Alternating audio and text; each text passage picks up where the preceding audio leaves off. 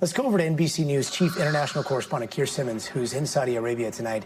Keir, I talked to you a little while ago, and it was unclear as to whether all of Iran had received this ceasefire memo, and there might still be things being fired off.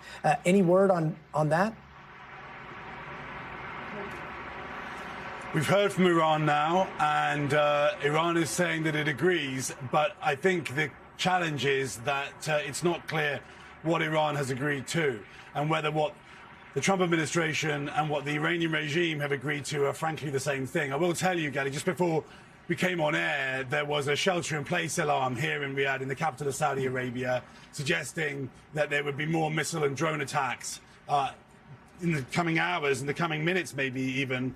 So far, it's very calm. You can see the streets are still packed and busy. But this is, and it is 3 in the morning here. But this is the real question, honestly, now at this stage.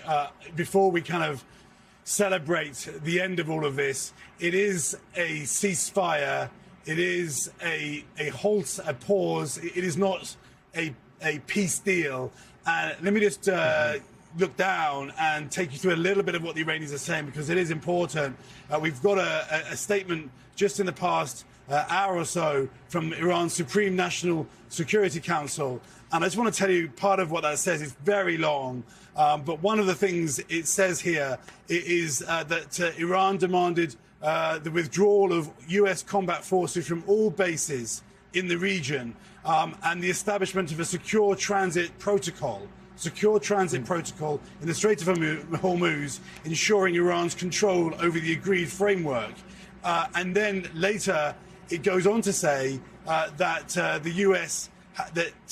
Prime Minister of Pakistan has informed Iran that the American side, despite its outward threats, has accepted these principles as a basis for talks. So effectively, that's the Iranians saying tonight that they believe that the Trump administration has agreed to the idea of American bases leaving this region, of the Strait of Hormuz being controlled by the Iranian regime. And what we've got on the other hand is President Trump suggesting that this is the reopening of the Strait of Hormuz, of course, that choke point where 20% of the world's oil and gas travels through. And there's that same list from the Iranians is being repeated on Iranian television and in a very kind of the key bullet points, including, and it says here, continued Iranian control over the Strait of Hormuz, acceptance of enrichment of uranium, removal of all primary sanctions, removal of all secondary sanctions. I mean, this is a list of victory for Iran that I suspect in the White House they do not think they have agreed to, and that raises the question of what agreements the two sides will come to in the coming weeks. Mm-hmm. Yeah, I mean, the way that you framed it is so interesting. In Iran, there are going to be so many that see this as hands down a victory that is momentum in Iran's favor. The United States, I don't know how the United States is going to see that. We have a very mixed society. But in the region that you're in, across the Middle East, how is the Middle East seeing what we just saw play out?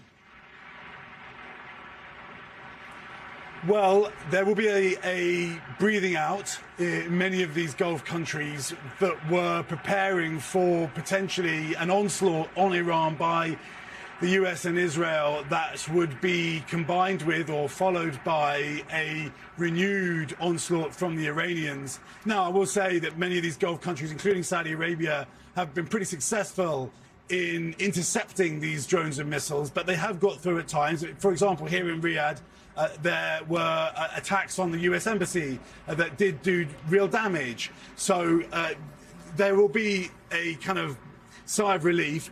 But at the same time, governments like Saudi Arabia and others here have been making clear that what they did not want to see was an end to the fighting that left Iran weakened and angry and empowered.